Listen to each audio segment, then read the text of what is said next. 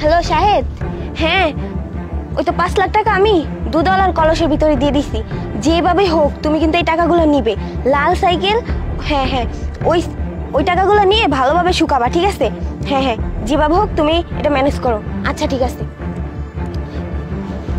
আরে কলসের মধ্যে 5 লাখ টাকা, তার মানে ওই টাকাগুলো চুরি করে আনছে। যে করেই হোক ওই টাকাগুলো আমাকে নিতেই হবে। যাই।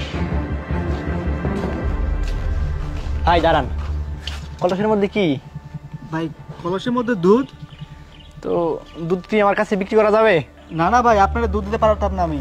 এই দুধগুলা মিষ্টির দোকানে রোজ দেওয়া আছে, ওগুলো প্রত্যেকদিন আমার দিতে হবে।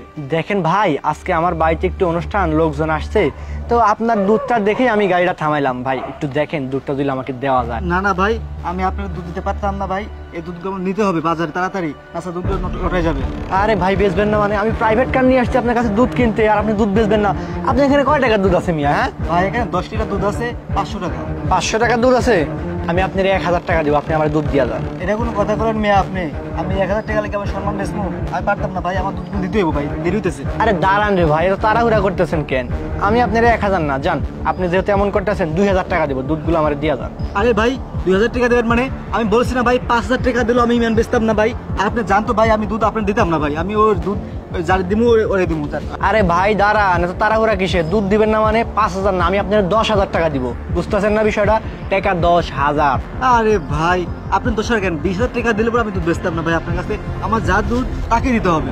আরে ভাই আপনি তো দেখতেছি আচ্ছা মানুষ দেখতেছি। হ্যাঁ, আমি 30 লক্ষ টাকার গাড়িতে করে এখানে দুধ কিনতে আসছি, আমার কি একটা মান সম্মানের দাম নাই?